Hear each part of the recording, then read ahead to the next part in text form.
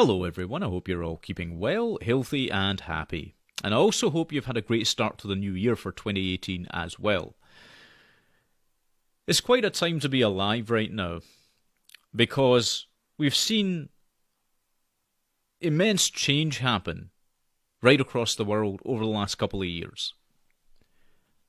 And people have really pushed back against the system in major ways. But what that's done is to evoke the ire of the powers that be, or perhaps should not be. And so I think for the next 12 months, what we're going to see is a greater push towards authoritarianism, a greater push towards totalitarian agendas the world over. And we'll see this locally play out as well, I think. But I came across something today that really made me stop and wonder whether human beings are actually going to continue this push towards freedom, or whether in fact they have given in completely to subjugation and slavery. I'll tell you what I'm talking about here. I saw somebody talking about spiritual awareness, how we were going to experience greater spiritual awareness as a collective. Now, most people know that I hate collectivism with a vengeance because it deprives us of individuality, right? Particularly authoritarian collectivism. But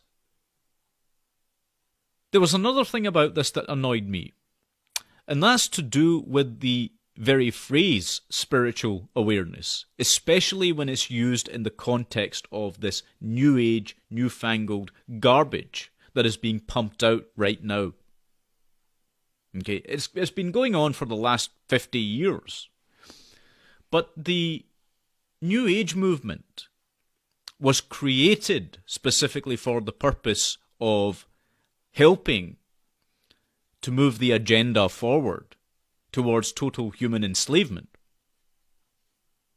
Okay?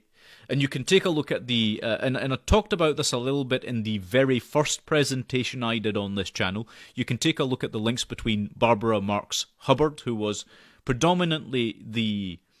a very core figure, essentially, in the New Age movement, right? And her links to communism and to the KGB, right?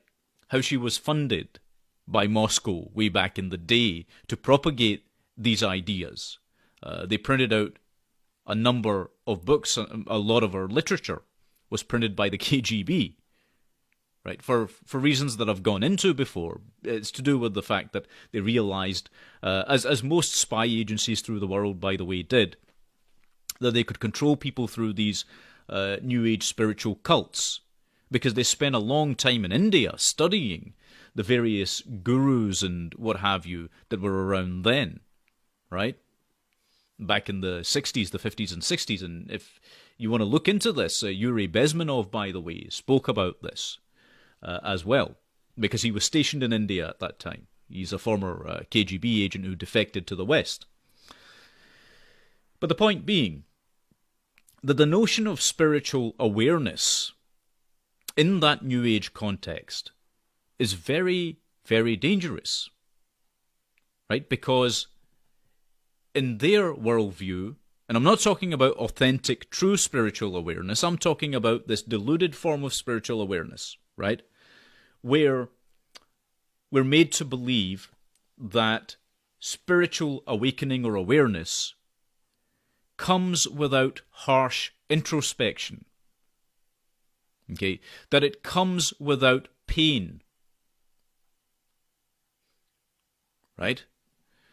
That's what they're pushing. That it's all about meditating in the lotus position around daffodils and living on nothing but air.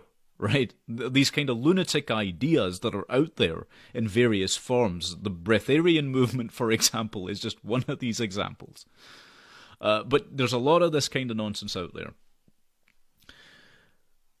And what this does, effectively, is to disconnect the individual from objective reality. Okay? We become completely decoupled from our physical being in our minds. Okay? Because the truth of the matter is you can't become decoupled from your physical being in a real, authentic, true spiritual sense, because as I've stated many, many times, I've explained this for over a year and a half to people, right, that your spiritual being, that is to say your consciousness, is absolutely and utterly dependent upon your physical being. At least in this universe, in this reality. Okay? It is idiotic to push this idea that you are some sort of abstract, ethereal being, some floating spirit somewhere in the sky, right? This is nonsense. Okay? We're constrained by our physical parameters, which is a good thing and a bad thing in some respect, right? But that's the reality of the situation. So ignoring that is idiotic. But more than that, by diverting people's attention using these razzle-dazzle methods, they force people into a state of complete ignorance and inaction and pacifism against true tyranny that is imposed on human beings. Okay? That's where the problem fundamentally is with this kind of New Age garbage. Because the truth of the matter is that in order to be spiritually aware, in order to be quote-unquote enlightened, you have to be aware of yourself first and foremost. You have to know who you are, inside and out. And that doesn't just mean being aware of the better parts, the better aspects of your nature. It means being completely in sync with the darker parts of your nature as well.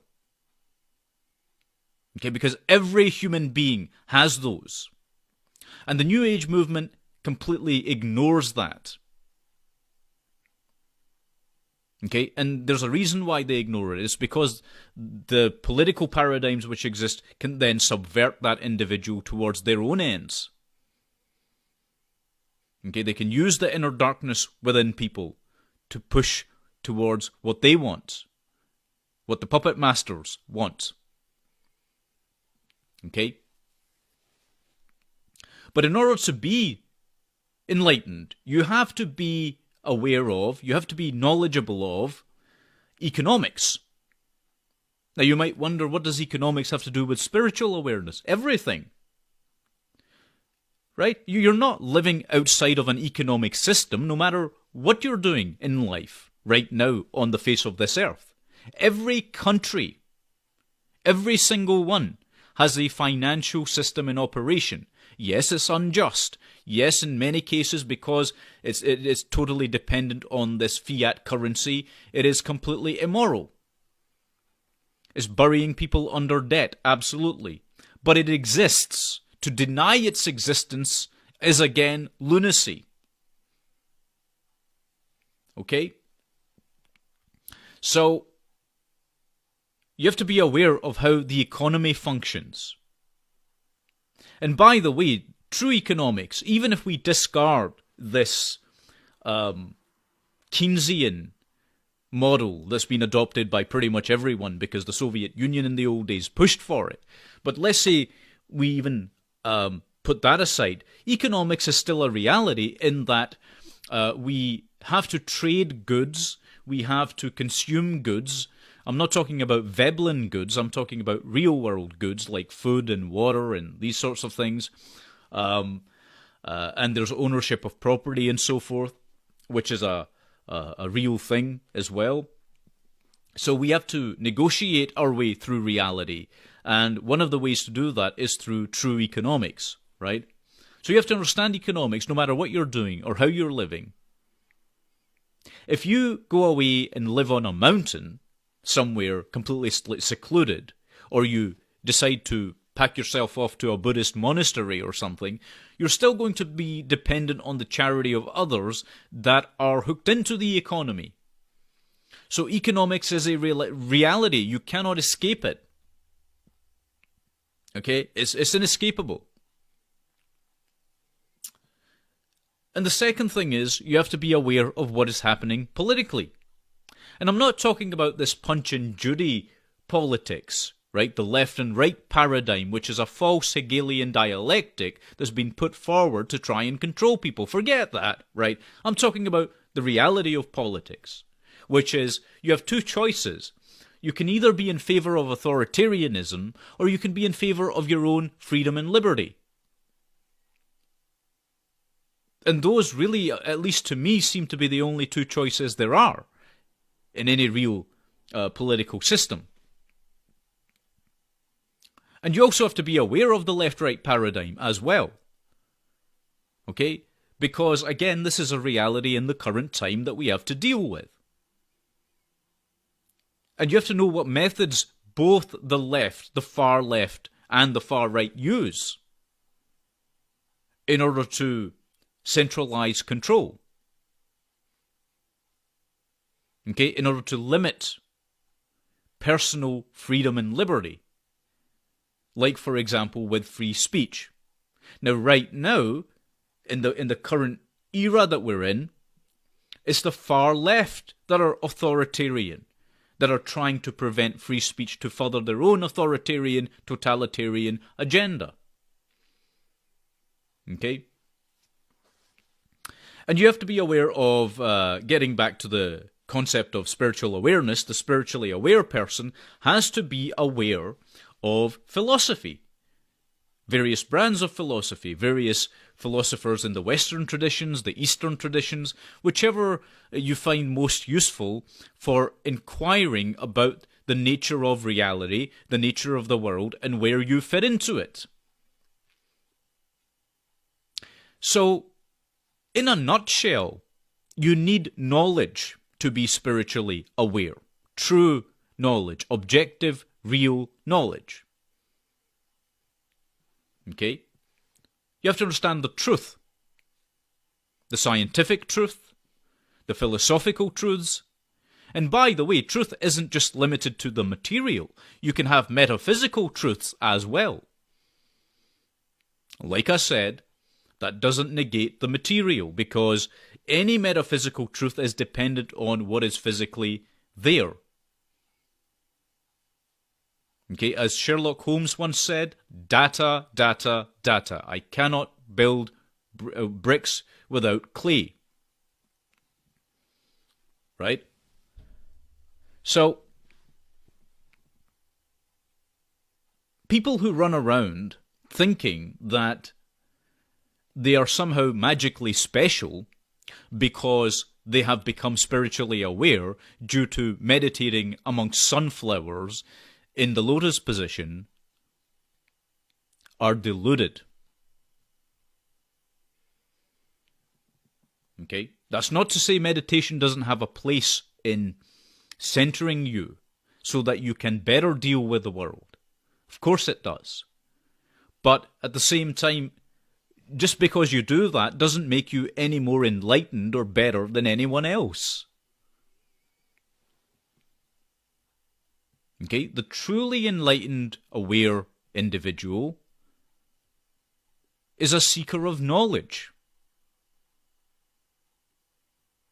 Real, truthful knowledge, not the nonsense that's peddled out there so often.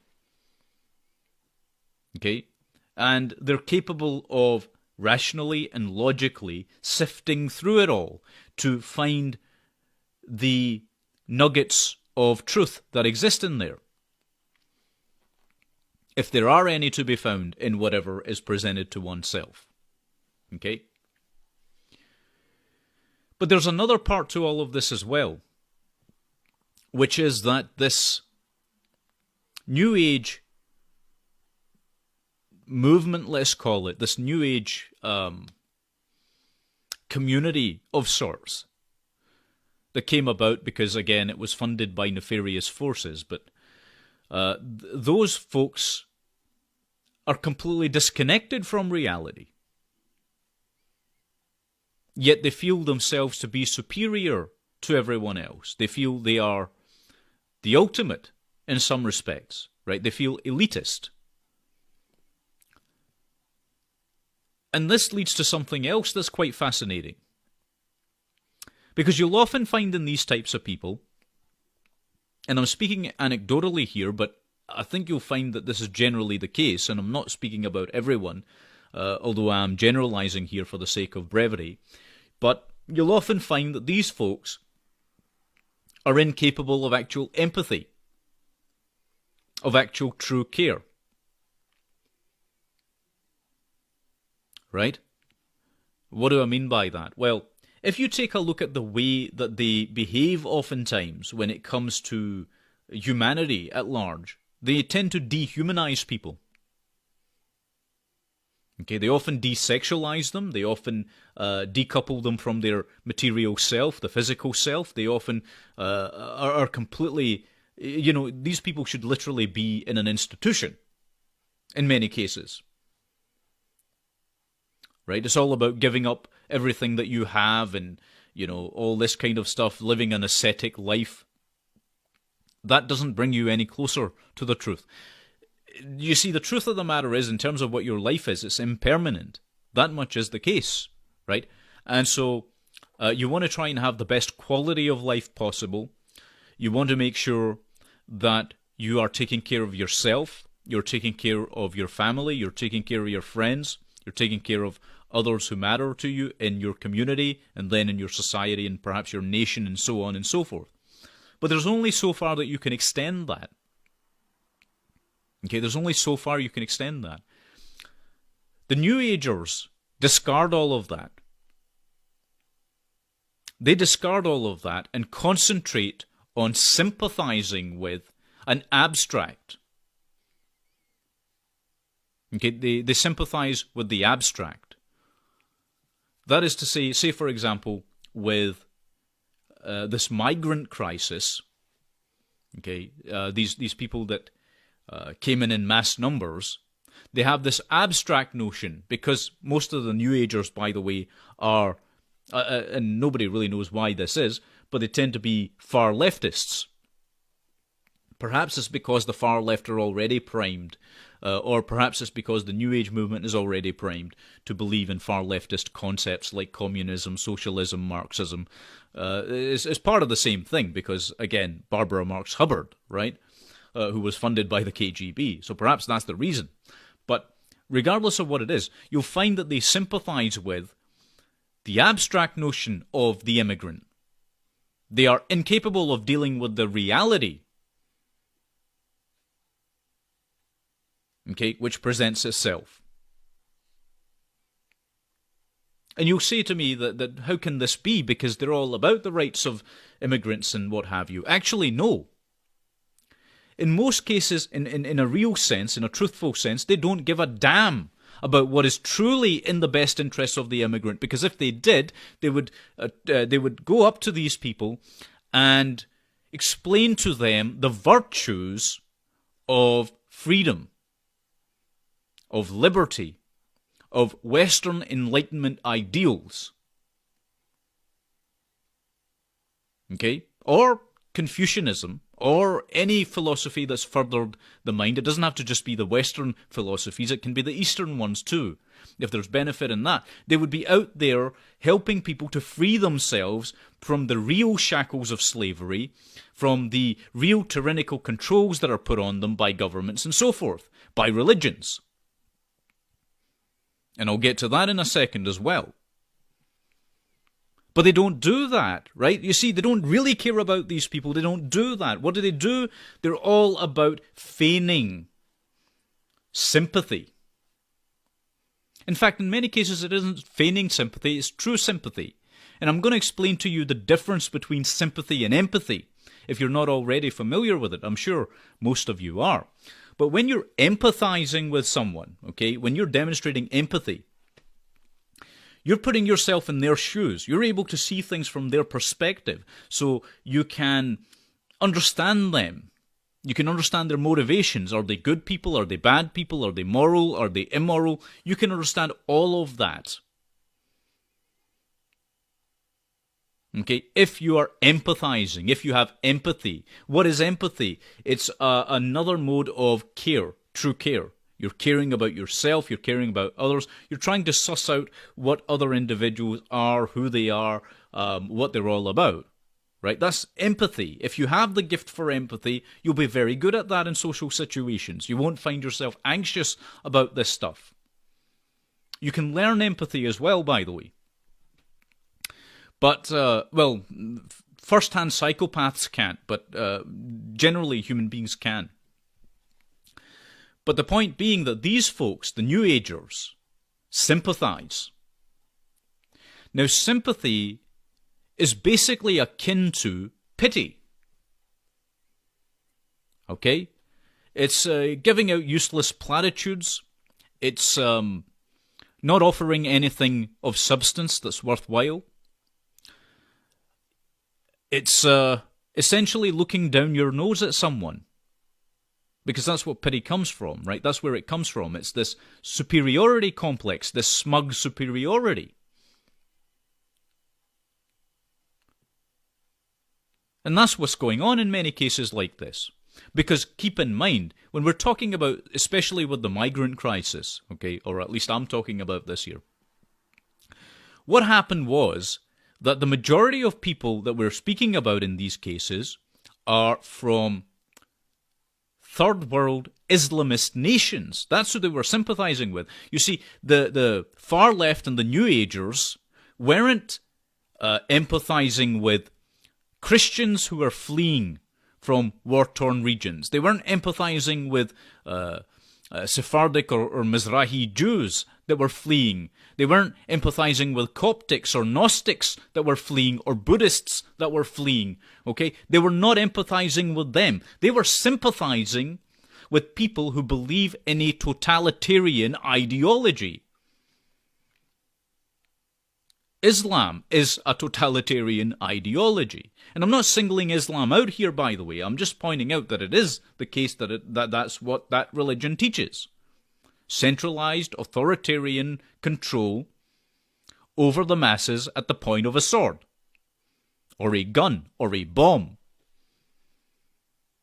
And it advocates raping people. And it advocates abuse of children. Okay? That is not an ideology that lends itself to freedom. So if they really cared about these people, they would go out there and tell them that their own ideology is self-destructive. So there's no real true care involved on the part of the New Agers or on the part of the far left. Okay? There's no true care involved at all. So how can such a person be spiritually aware? There's my question. They can't. They're not. No matter how much they might pretend to be. This is what I'm talking about when I talk about the fact that the New Agers don't want to do any of the real shadow work that's involved in true enlightenment, that's involved in true spiritual awareness. You have to be willing to look in the mirror and look at all the things about yourself, the darker aspects of you, which exist within you, because every human being is capable of great evil. But they don't do that. See, that's where the pain comes from that I was talking about. When you go through this process of spiritual awakening, the pain comes from the fact that you begin to recognize the things that you have done that are either self-destructive or destructive to others. You recognize the malevolence within you. And by recognizing it, you're able to put it in check, hopefully. Okay? So, the long and short of it is that using these deluded forms of belief in the New Age concepts just damages people. They're unable to really care in a true sense. What is true care? Where does it come from? Where does heart-centered living truly come from? There's a question for you. Well, it begins when you're an infant, when you're a child. Okay? Your parents demonstrate it. Unfortunately, in the world that we live in today, many parents do not. Okay? But if and when they do, then you develop the capacity in turn to care. And who do you care about? Do you care about strangers that you don't know, some hypothetical individual, some abstract individual? No. You care about the people that you know directly. Okay? It starts with yourself. You have to care about yourself first and foremost, enough to free yourself from the shackles of tyranny. Sometimes you might actually even be tyrannical towards yourself before you become aware. Okay? Then you extend that to your family. And then to your friends.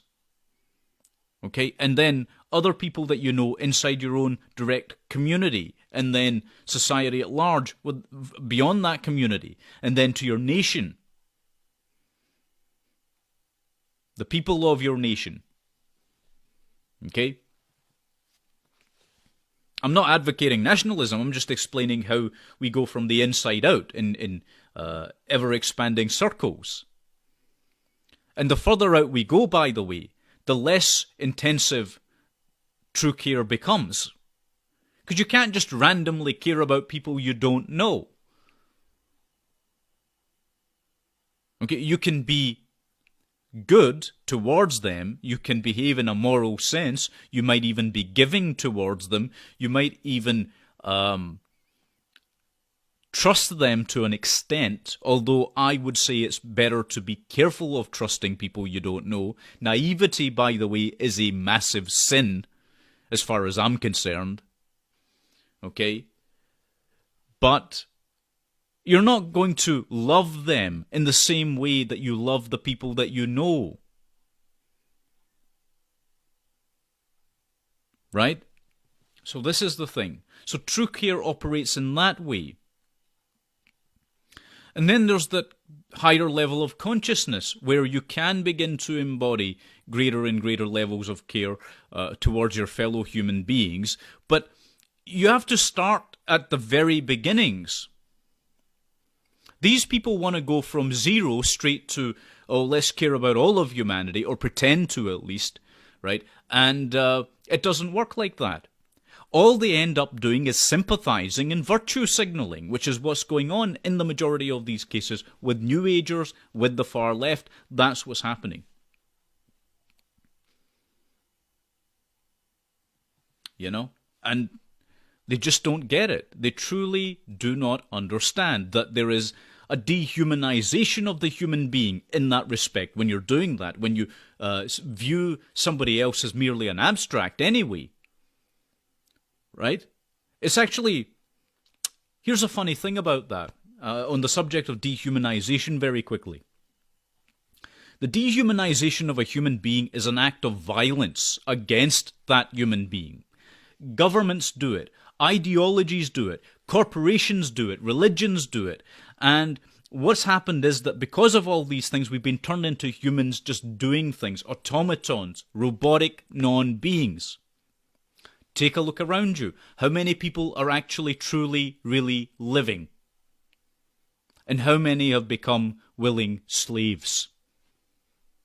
It's an important question.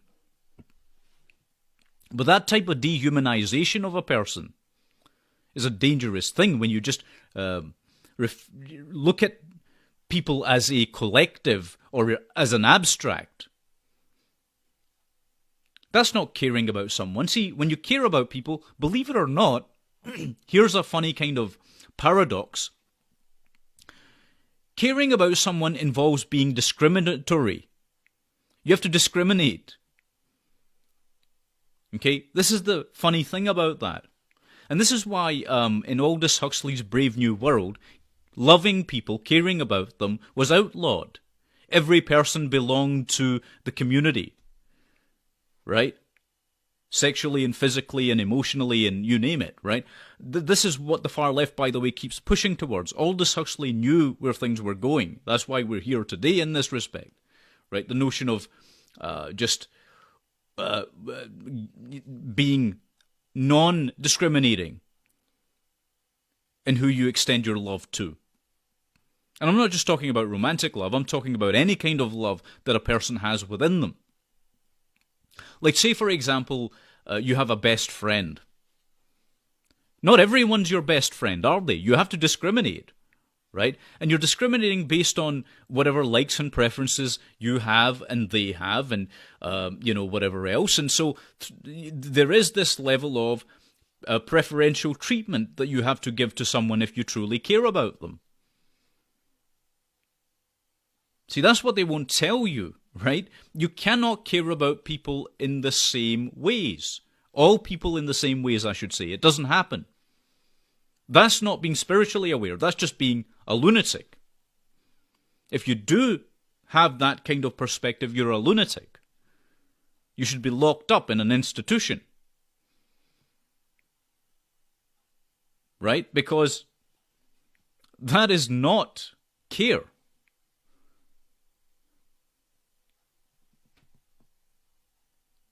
That is you not caring about yourself even. Not caring enough about yourself in order to prevent negative types of people from coming into your life, from having any sort of claim upon your being. Self-sovereignty is extraordinarily important, and the New Agers want to ignore that. Okay? Yes, we all came from the same beginnings of the universe, but we are each individual, sovereign, conscious beings. We're not part of some gelatinous mass. Okay? And I think that's incredibly important to point out. But that harsh introspection I was talking about earlier, that is so necessary. And it will cause you pain. Sometimes you'll find that being authentically true to yourself means that you have to let go of some people in your life. Means that some people won't like you. They'll say mean things about you. They might say nasty things about you. They might persecute you. That's spiritual awareness for being authentic and truthful. So yes, pain does accompany that because the majority of people live in a state of ignorance. And to think that you can be spiritually aware or enlightened without pain, without suffering of any kind, is, again, simply not true. There's a fantastic Buddhist saying I'd like to share with yourselves. It goes like this. Before enlightenment, you chop wood and carry water. After enlightenment, you chop wood and carry water. Do you know what that means? It means that you have to continue living in the real world. Okay? You can be an enlightened master, right? You could be a Jedi for all I care, right? But still you have to deal with objective reality. And too many people are looking for a form of escapism to pretend that reality does not exist, to pretend that things are not as bad as they are, to pretend that everything's just fine and dandy, that they don't need to engage with society at large. This is nonsensical and simply not true. At some level, you're going to have to. You can minimize the effects, but at some level you still have to deal with that. You know? And in most cases these people turn into pacifists, the New Agers. They turn into pacifists. Meaning that they don't want to combat tyrannical governance or rulership over them. And that's a dangerous state of mind because you are giving an abuser permission to abuse you. You are giving governments, for example, permission to enact violence upon your being. You are giving religions the permission they need to enact violence against your being. You're giving corporations permission to enact violence against your being. It's just something to think about. Anyway, I'll leave this video there. But I thought it was incredibly interesting that there are people out there that think in these insane ways. And as I say, I thought I'd share that with you. But I'd love your comments on this as well, what your thoughts are on this New Age agenda, and whether you think this is going to be pushed further, because I do. I do think that there's going to be all kinds of things pushed our way that are going to be damaging to the human race, and will continue to be, including these transhumanist agendas and what have you. But that's something for another time.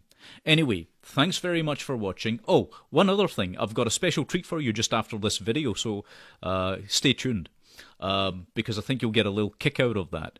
But thanks again for watching the video. Take good care of yourselves, and God bless every one of you. Okay, so I'm going to do a little bit of a magic trick here. I'm going to make this handkerchief disappear. Now, there's nothing in my hands other than the handkerchief here.